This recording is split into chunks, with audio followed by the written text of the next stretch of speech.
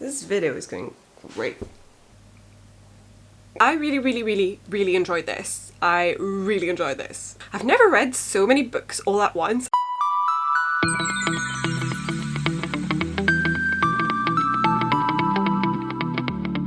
Hello and welcome back to my channel.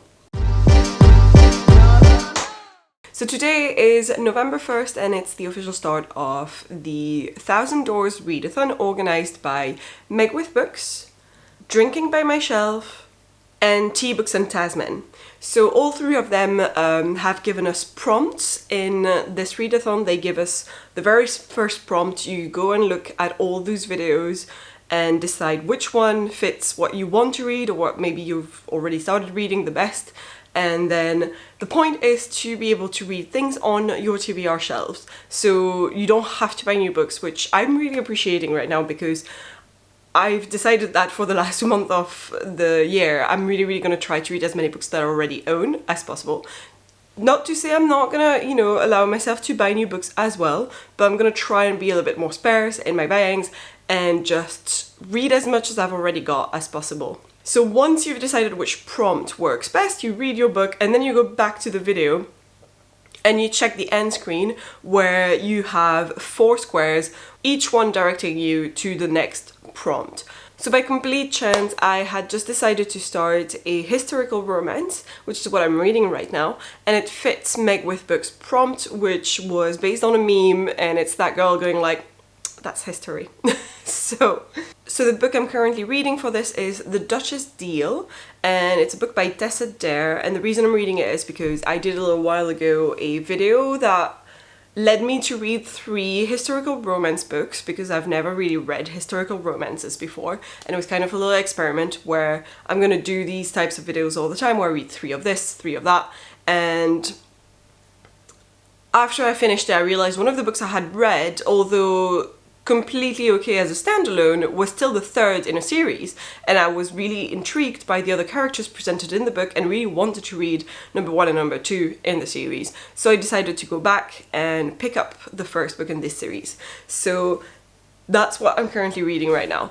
I'm currently really enjoying it. I've started a little bit now, and so it's about this girl named Emma who's a seamstress and a really good one at that, and one day she's knocking on this duke's door wearing a wedding dress that looks horrifying and explaining that she needs to be paid for her work because basically this guy's wife-to-be ran away and decided not to go with the wedding, so the wedding being cancelled, but poor Emma had already sewn the dress, she's not been paid for it. So he says that he can do her one better and offers to marry her instead and have a marriage of convenience. The reason why is because he's completely disfigured on one side, and actually more than just his face but like his body as well. He's got huge burn marks because he was in the war and it happened during that time, and now people are horrified by the sight of him, even though, he's described in many other ways as being very handsome everywhere else.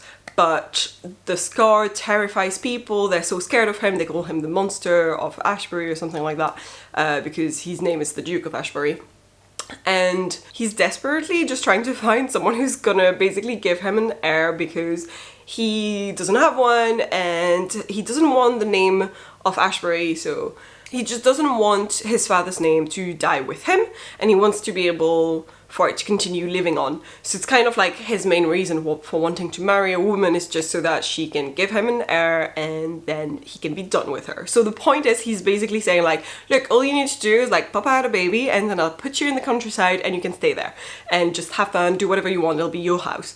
And she's like kind of insulted by the proposal, but at the same time very intrigued because, well, let's be honest, when's a seamstress gonna get that kind of opportunity ever to become a duchess and have that much money? So because she's also trying to help a woman that she's known for a little while who basically became pregnant by an asshole who then left her, and at the time it's really badly seen if you got a baby out of wedlock and there's no man in sight. So she's trying to figure out how she can help the woman, and she's thinking, wait, if I get that house in the countryside he's talking about, I can invite her over because I'll be a duchess and she's a lady, so it's totally okay for her to come over and stay with me for a few months, and then she can have the baby and no one will be none the wiser. So that's both their plans, that's how they meet, that's how they decide to get married, they agree to it, and obviously from then on it's just a question of them falling in love. So far I'm really enjoying it. I really like the chemistry between the two characters, and compared to the other book by Tessa Dare that I read, so the third one in the series, I actually am enjoying the more sexy scenes because I feel like, I don't know, they're slightly better written, or maybe I'm more attracted by the personality of this guy than I was by the guy in the third book. Although I really liked that book and I loved the banter between the characters as well, in this one I'm just more attracted to this fictional character on the page. Like, it's just better written, or it just seems to be more like my type of love story. I don't know. The way that it's written just works for me. That's all I can tell you. And so far, yeah, really enjoying it. Love the main character. Again, I feel like, just like in the other book that I read by her, Tessa Dare really knows how to write female characters who are very strong and independent and knows how to navigate the societal world that surrounds them and what it means to be a woman in that time, but at the same time also showing a bit of vulnerability, and just overall that makes them more real and realistic and just real characters that jump out the page. So I really do like that about the way she writes her women, and I can't say that about every romance book I've ever read, so I really like this. On this note, I'm gonna stop here and I will get back to you guys when I finish the book and I can click on the next prompt and decide what my next book is gonna be.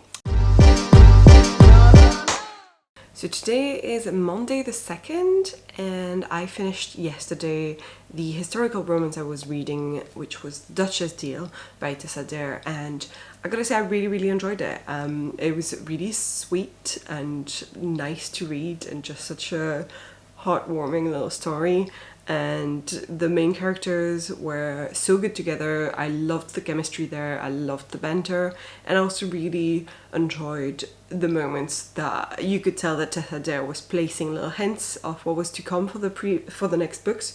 So obviously each book focuses on a different couple, and here the main character Emma was making friends with a bunch of other ladies, and one of them is the one from the first book I had read, so number 3 in the series, which was Penny, and then there's a couple of other girls in there that you just know are gonna get their own little romantic story. So yeah, that was really well done and I really enjoyed it. Since I enjoyed it so much, and I decided to rate it 4 stars. So the next door I'm going through is the door that has the 4 stars on it, so that's gonna lead me to my next prompt. So I got my second prompt, which was still from Meg With Books, and the second prompt was another meme where this woman opens the door and just goes, "I'm back!" I can't do the laugh very well, but that was it. Since all of those prompts are very much based on interpretation and you can pretty much interpret them however you want, a pretty basic interpretation of that one is that you can read a sequel or go back to a book that you DNF'd and want to give another chance, things like that. I thought as well that it could be like a book from an author you've already read, but then I realized I had started rereading the Sookie Stackhouse novels and I was up to number 3, so here's number 3, which is Club Dead, and I did want to continue rereading them. So I was like, first of all, it's a sequel, so it matches, and it's also a reread, so I think that matches as well the prompt, because I feel like if you go and reread a book you've already read, that is perfect for the I'm back prompt. I also feel like because this book is under 300 pages, it's a perfect read for a readathon, especially since at the same time I'm still finishing another book for another video, which is Clown in the Cornfield. So I'm trying not to put too much on my plate because I do want to try and do the readathon within the first week of November, which is when all the live shows and all the hosting really takes place. So I don't actually want to make it last the entire month, which I know you're allowed to do as well. So I will speak to you guys later and keep you updated as to what I get for my next prompt. So I just finished my second book for this little 1,000 Doors readathon, which was Club Dead by Charlene Harris, which is the 3rd book in the Sookie Stackhouse series. I really enjoyed it. I gave it 4 stars. It's my 2nd or 3rd read of this book, and it just was good fun and quite light and fast-paced and just something that I knew I could read within this readathon while I'm still finishing other books, bigger books.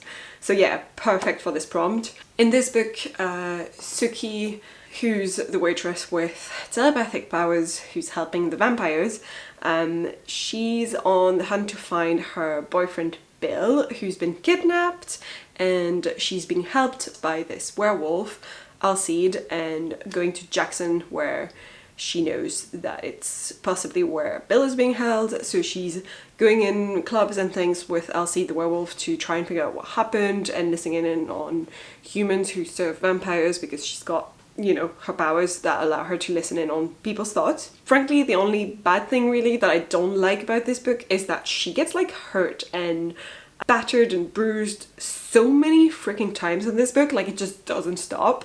There's so many moments where she's like in a fight and then getting hurt, and it's just constant. And I was just like, by the end of it, you're like, oh my god, that's it, she's done. And then yet another fight breaks in and she gets hurt again, and it just happens so many times. Just think like, wow, it just, when it rains, it pours for her. Anyway, apart from that, it was good fun and I did enjoy it. But the prompt question that I had to get to the next door was, did I expect what was going to happen at the end of this book, where it was leading? And I gotta say no, because although I've read it before, I want to answer this question in terms of, is the end predictable? And the first time I read it, and if I didn't remember it, then would I expect what happens next? And actually, even rereading it, even though I've read it before, I kept forgetting like how many of the twists and turns this book had towards the end, and how many times you get surprised towards the end. So I gotta say, it's not predictable. It's not a predictable plot or a predictable story and mystery. So I do really enjoy that personally, and thought it was very original when I first read it, and thought the same thing when I reread it just now. So yeah, I didn't expect where it was going.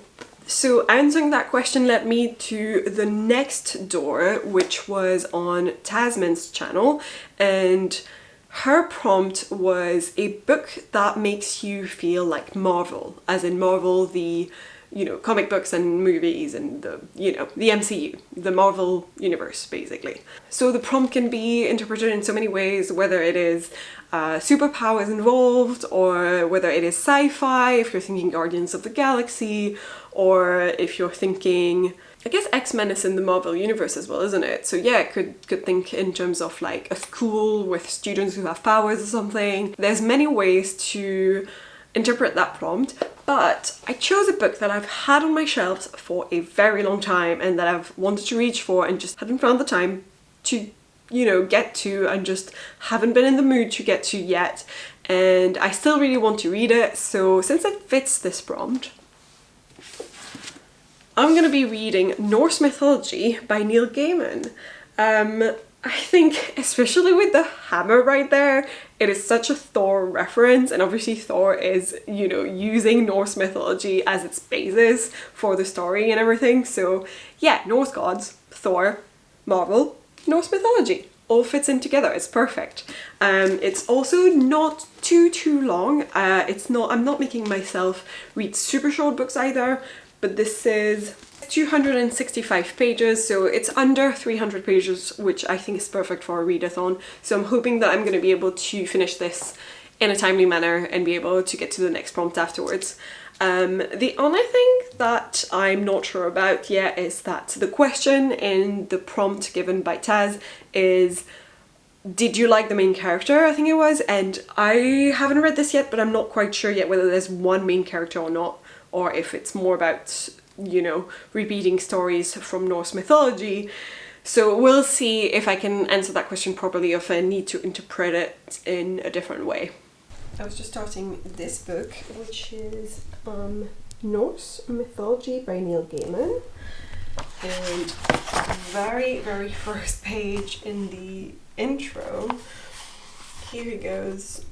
My first encounter with Asgard and its inhabitants was as a small boy, no more than 7, reading the adventures of the mighty Thor as depicted by American comic artist Jack Kirby in stories plotted by Kirby and Stan Lee, and dialogue by Stan Lee's brother, etc, etc. So yeah, I thought it was funny how I'm reading this for a prompt that is a book that makes you think of Marvel, and that it's literally mentioning it. It's mentioning Stan Lee, so that's fun.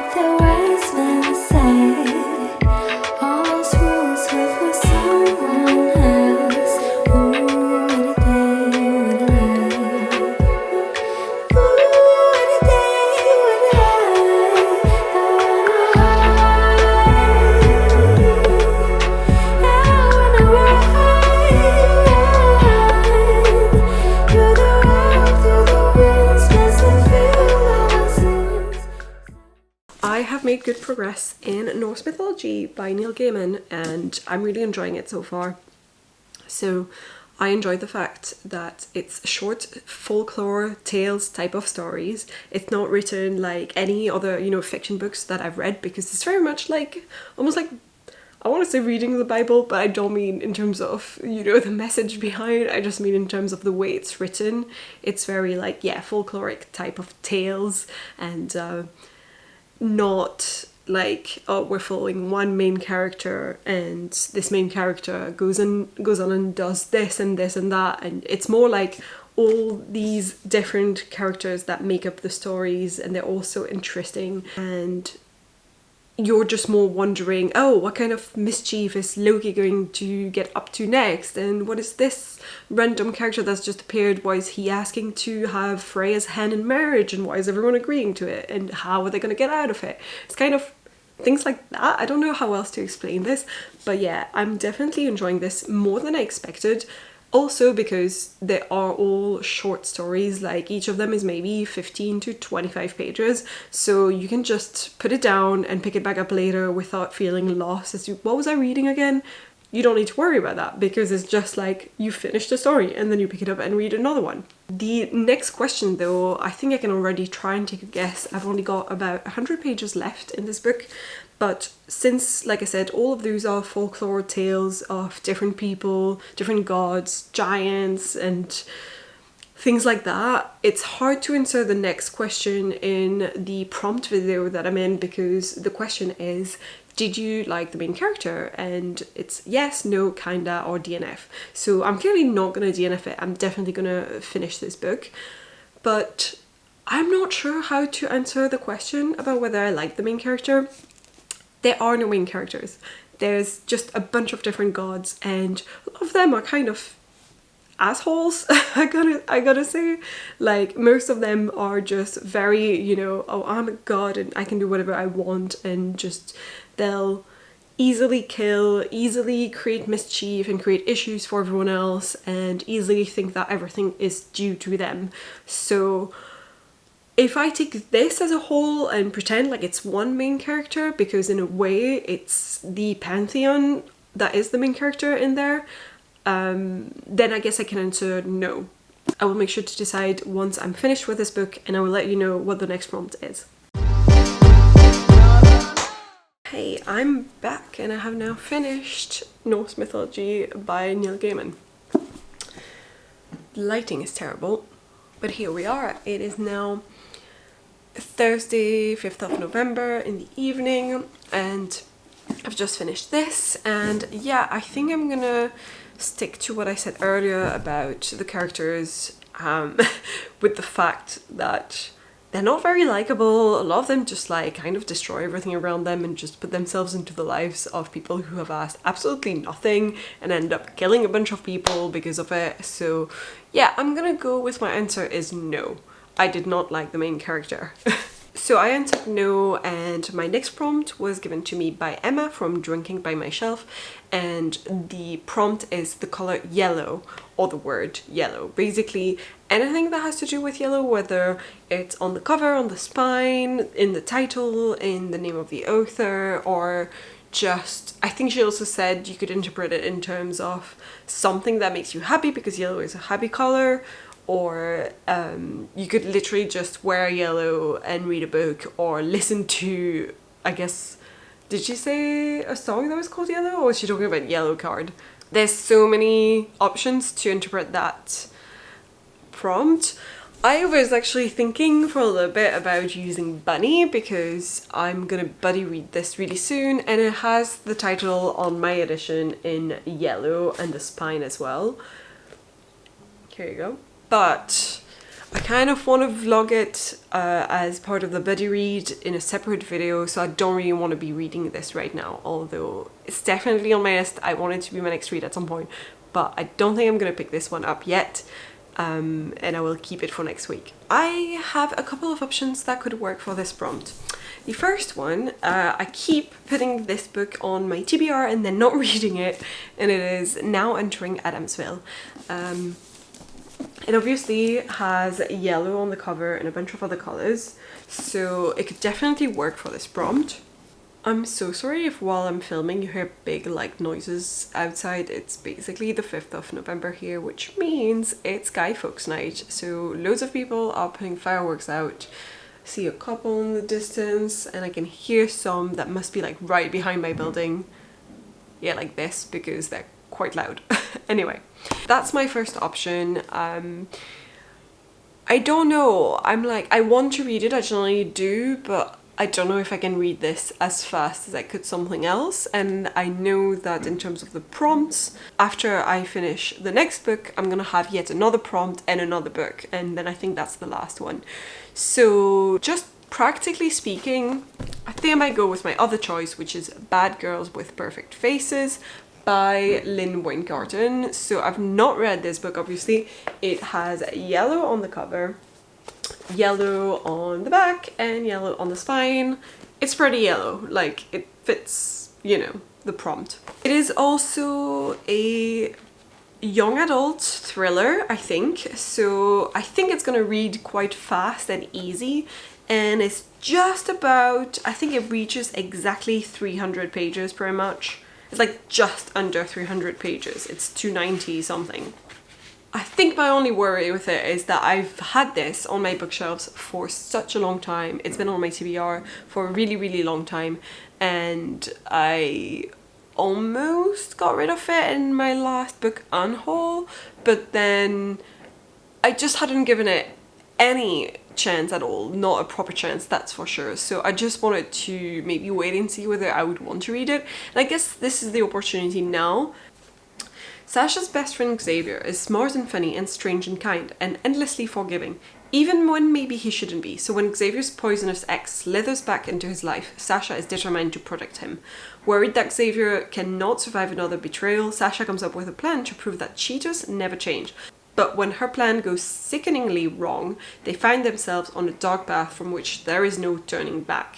It sounds like it could be really good, but I just don't know if I'm in the mood for it, and I hope that just starting it will make me want to continue, because I don't want to fall into a reading slump in the middle of a readathon. So basically the idea is I'm gonna pick it up, start reading it, and if after say 50 to 100 pages I'm not in the mood for it, I'm DNFing it and just continuing with the next prompt. There's people putting fireworks outside.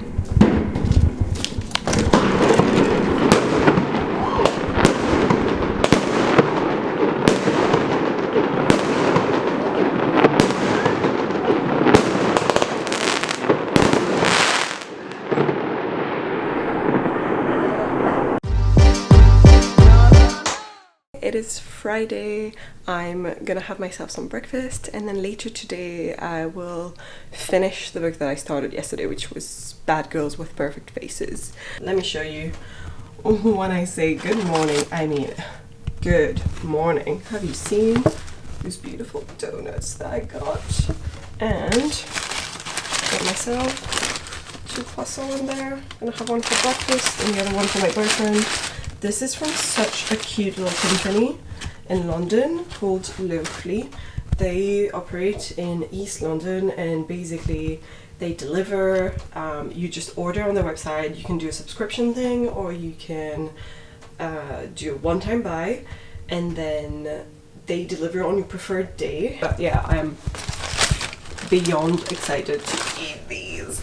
Yes. Okay, so let's talk about this book, Bad Girls with Perfect Faces. So I started it yesterday, and I read a big good chunk of it. Like, I read almost 200 pages. I have exactly 100 pages left in the book to finish it, so I can tell you quite a bit about it. But basically, this, as the summary says, this follows the story of two best friends, Sasha and Xander. Sasha is very worried for her friend Xander because she's seen him in the worst state possible, which is trying to get over his ex-girlfriend Ivy, because she cheated on him and was pretty much an all-around, she sounds like an awful person, like an awful character. So yeah, Sasha's worried, and she's also quite in love with Xander. You know this from like chapter 1, so I don't think this is a spoiler. But yeah, she's like, oh, I'm gonna tell him, I'm finally gonna tell him tonight that, you know, I have feelings for him, blah blah blah. But when she decides to do that, they go to this club and she's like, I'm gonna do it like after I'm a bit drunk and all that, except that enters in Ivy. She comes back and she pretty much takes Xander back immediately, and he accepts that, so he's an idiot. So yeah, because of that, Sasha devises a plan. She decides to fake an Instagram account of a handsome guy, and then she starts texting and messaging Ivy, and they become quite close. While all this is happening, we're getting chapters in between from a mysterious character, which are just written without a name, so you don't know who's writing this. It's almost like a weird diary, and it's written in like italics. We're starting to get these chapters every now and then, and you're heavily hinted at the fact that it's from the point of view of Ivy and that you're in her mind, especially with the way it's written, because Ivy writes with a lot of like suddenly all caps words, as in like emphasized words, I guess, when she's actually talking. But she writes like that in her text messages to the fake boy Jake, which is Sasha. And so you kind of think it's her, but something happens a little bit later on that is starting to make me doubt that, and it's never quite clear who it is either. Like at the very, very beginning, I thought it was Sasha, and then I was like, oh wait, no, that's gotta be Ivy. And now I'm like, maybe it's someone else altogether. So yeah, that's part of the mystery, and I gotta say, the first 100 pages did not convince me that much, but it's very easy to read. It's written, you really feel like it's written for teenagers. Like, it's a young adult book. And some books, I couldn't tell you that it's written for young adults or for adults, but this book I can tell that it's been written for a slightly younger audience. I don't want to give too many spoilers, but also the things that start to happen that made me like the book slightly more than the first 100 pages, they happen, yeah, after the first 100 pages, they happen quite late. So it's hard to talk about this book without giving any spoilers. But basically, yeah, some shit happens, some shit goes down. Stuff that I thought was going to happen when I read the summary of the book, but then gave up hope on while I was reading the book, because I was like, nothing's going to happen. It's just going to be a slow psychological weirdness thing where everyone goes kind of crazy or something, and like friendships are broken up or whatever. But then the stuff happens, and I was like, oh, okay, it just took a little while to get there. And I really liked the way it was done, so I'm not gonna mention what it is or anything spoilery, even though I've never heard of this book before from anyone else's channel, so I doubt anyone else is gonna pick it up. But if you're looking for a YA thriller, I am confirming it is a YA thriller, even though the first 100 pages don't feel that way. I'm kind of enjoying it now, and I was surprised, which is the same thing that happened with Norse mythology, where I wasn't too sure whether the format and the way the stories are told, I was really gonna like that. And then as soon as I was like halfway through, I was like, yeah, I'm really liking this actually. And same with this one. So I think I'm gonna easily finish it today, and then I can go on to my next prompt, and I think that might be my final book, or maybe there's 2 more books. I can't remember. But yeah, I will let you guys know when I'm at the end and when I can see what my next prompt is. I've now just finished Bad Girls with Perfect Faces by Lynne Weingarten. I don't know how I feel about it. I I think I gave it 3 stars on Goodreads just because I feel like it was good but not that good. Like, it's a very bittersweet ending, and all the characters are kind of like slightly unlikable, slightly likable. You just don't know whether you want to root for them or not. And yeah, I just don't know whether I would have enjoyed it in any other circumstances, and it's just that I read it really fast because I wanted to get it done for the readathon and get onto the next prompt, but I feel like otherwise I might not have picked it up and I wouldn't have missed that much. It just feels a little bit like a forgettable type of book. Like, it was okay, but just not that great. Okay, so to get through the next door, I have to answer, did I like the setting? I wouldn't really say yes, that's for sure. But it felt a bit strange because I don't know why, it just made me think I was in the UK, even though it was clearly set in the US. But when I read books that are set in the US, they usually feel very different, and I can't really explain why. It's got to do with like the way it's written, I guess, but yeah, I just didn't really particularly like it. I thought it just felt dark and gloomy all the time, even though it's just set in a town somewhere in America, and like they go to parties and they take the train to get there to a club, and then they drive at some point, they go on a road trip somewhere, mostly through gas stations and stuff and shitty motels. So nah, I want to say like I don't have anything particularly against the setting on its own, just because it's like, okay, it's set in the US, present day, that type of stuff, but the way it was written made it feel very grim all the time and just didn't make me like the setting. Even though if it was written in any different way and it was the same place, same time, I wouldn't have cared. I would have found it absolutely fine. So I think it's just the way it was written, but I think I'm gonna answer no. Ooh, so by answering no, I'm being led to Tazmyn's channel again. This is the final prompt for the $1,000 Readathon. Oh my god. Okay, so the prompt that I got from Tazmyn was a book that reminds you of American Horror Story, the show. And as she says, the show has, you know, completely different story season, depending on the season that you're watching. So it could really just be anything. So I'm gonna have a little think and then come back to you guys. I have so many options, so I'm gonna like just talk through them and see what works best for this. Okay, so one option that would work really, really well actually is Dead to the World by Charlene Harris, which is the 4th book in the Sookie Stackhouse novels. I've already used one of the books for one of the prompts actually, but basically in this one, first of all, it deals with, you know, supernatural creatures in general, and there's some scary moments, so it kind of works within the show already. But also this particular book is when Sookie has to deal with witches, which really works with the Coven season of American Horror Story. So I thought maybe I could cheat it a little bit because I just started it, a couple of pages, and I was like, oh, I could just put that one in. But I'm not sure whether I want to do this because I've already done it once. Then I also have Pine because this is a crime novel, but there is an element of supernatural, I think, to it, or at the very least in the summary. I don't know whether it is the case in the book, but it seems like in the summary there's some strange things happening in this small town in Scotland. So I thought maybe that could work, but it's a little bit further out of range of, you know, the overall prompt.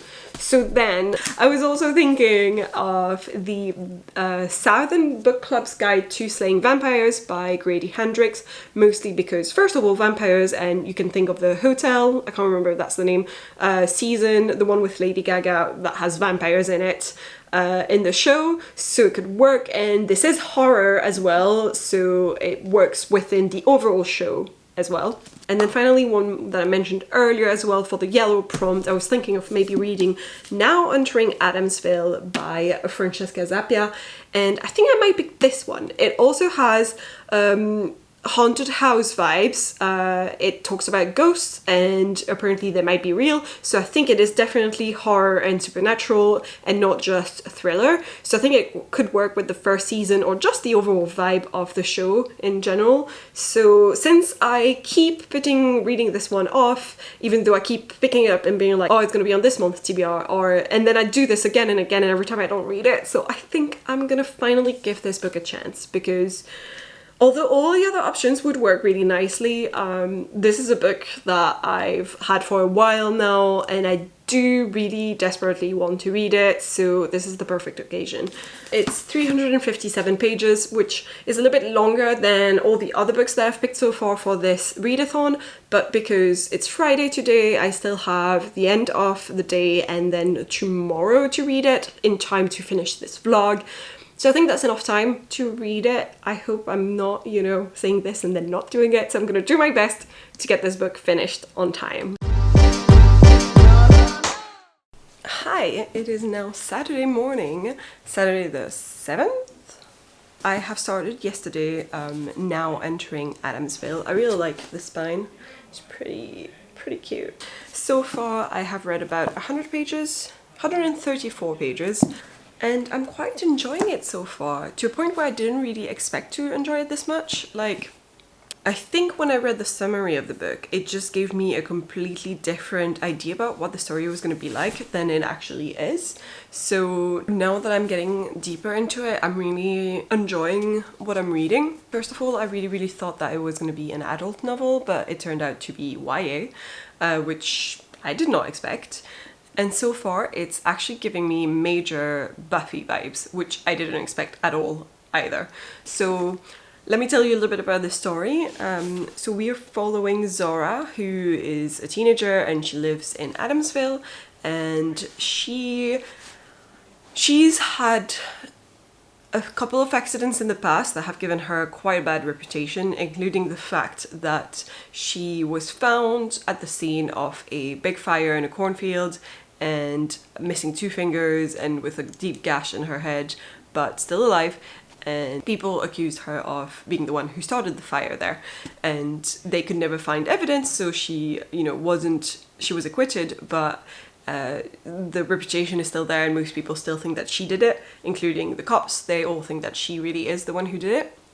But then she tells us from the beginning pretty much that she's actually a hunter, someone who hunts fire starters, and fire starters are monsters. They're like monstrous creatures that will supernaturally start a fire that they will normally try and use to kill someone, and then they can feed off their soul and their spirit. So Zora can see ghosts, and the ghosts tend to like avoid fire starters, and they also all point in a direction when there's something bad in their world is happening, things like that. So that's how she can hunt the fire starters and try and find them. If she manages to find them, the way she's meant to do it is pretty much run them over with her mom's Chevelle car and then chop the head off and then put it through the entrance that they came in through. So I guess like the Hellmouth in Buffy a little bit. We're following her as a fire starter just made a big fire that killed someone in town. And we also know that her mom disappeared a long time ago, and her mom was the badass, you know, hunter who was able to kill all the fire starters and was scared of nothing. But then she suddenly disappeared and left her just this car that is, I think, magically impervious to fire. I'm loving the main character. She's so just sarcastic and broody and your typical badass teenager who goes hunt monsters during the night. So I haven't read something with a character like that in a while that was well written. I've read a couple of things that had a character that was described to be like that, but then just not that great. Or I've read a couple of adult novels that had a character that was a little bit more like that. But it's been a while since I've read a YA novel with a cool badass character like she is. And I'm really enjoying following her and her humor as well, and there's some jokes in there here and now that are like fucking hilarious and just made me laugh out loud while I was reading. So just in general, I'm really enjoying this read. I'm quite happy that this is my last book for this readathon. It is still Saturday, 7th of November, and I'm currently drinking wine because I kind of thought it's oddly appropriate to be drinking wine, just like Emma from Drinking by Myself when she talks to us about books. I pretty much read it in a day and a half, and I'm very proud of myself for that, because it also means that I have finished a total of 5 books in... when did I start this? I started like a week ago, so like in a week. I really enjoyed this. I really enjoyed this. I'm gonna stop saying it. But anyway, I thought it was great. I think the main flaw and the main thing that bothered me about it is the fact that for the longest time, up until the last 100, not even, like maybe 50 pages, the main character just can't seem to catch a break. And I get that. I get how, like, when you write something quite well, usually it means having a lot of conflict, and whenever it kind of like follows Murphy's Law, it just feels like if something can go wrong, it will go wrong.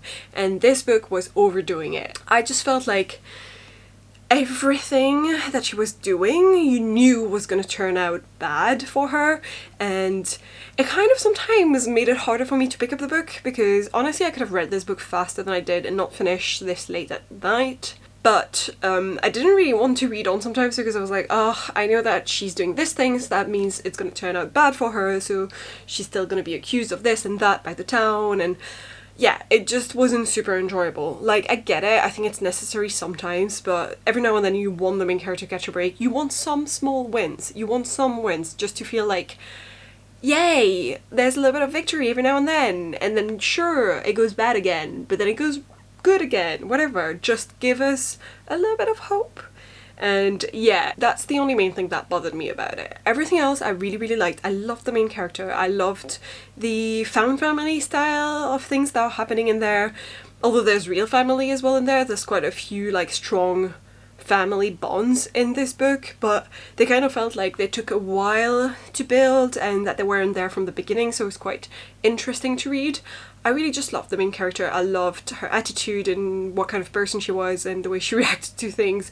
Like, it's a lot of the time it made me think, yeah, I would react like that too. And yeah, it would put me in the same shitty situation that she puts herself into, and it's her own damn fault because she reacted that way, but I would still react the same way, so I get it.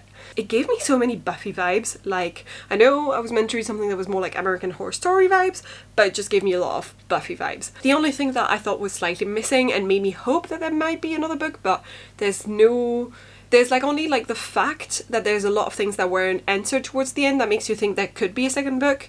But also I don't know how well it did in terms of sales and things like that that could influence whether there was going to be another deal for a second book. So I have no idea whether there was anything planned for a second book, whether there is something planned for a second book or not. But you can definitely feel like the author left room for it and wanted it to happen. And I really hope it does, because I want the answer to all these questions. And also there's like hints of a very slow burn romance that I was so rooting for the entire time in the book, that I loved it the very first moment it appeared in the book, and I was just like, yes, I want this to happen. And also there's like a sapphic romance happening, well, also slow burn. Nothing actually happens in the book. It's the same as the main character's romance. It's like, you know that it's gonna happen, but potentially in the second book, and that there's just hints of it starting in there, but not even enough to go on, and it's kind of frustrating, and you're kind of like, I want more. So yeah, that's how I felt when I finished this book. Which means I have now completed all of my prompts from 1000 Doors Readathon, which means I can click on that last little video link that said finished. So I'm gonna do that now. Congratulations on finishing the first ever 1000 Doors Readathon. Please do comment down below what you've read and what you thought of everything. We'd love to do another round of the 1000 Doors Readathon at some point, so let us know if that is something you would be interested in. Honestly, yes, they've just said in their video, like, we'd love to know whether you enjoyed it and whether you would want to do another round. And fuck yeah, it was so good, it was so fun. I've never read so many books all at once. I know for a lot of people it wasn't that big of a deal, and I'm sure some of them finished them super fast, but I used to read 50 books a year, which means 1 book a week, and I felt like that was good enough. And then since I started my YouTube channel, I've been reading more, so I've been reading about, like, instead of 4 books a month, I've been reading 8 to 10 books a month, which I think is amazing as well. And now with this challenge, I've just read 5 books in 1 week, which I'm very impressed with myself. So it's thanks to that readathon, and I thought it was really fun, so I would love to be able to participate in another one. So I'm gonna stop blabbering on now, and if you enjoyed this video, I do a lot of vlogs kind of like this, but usually not readathons, so please consider subscribing, liking this video, clicking the bell button, all of that, and I will see you guys in the next one.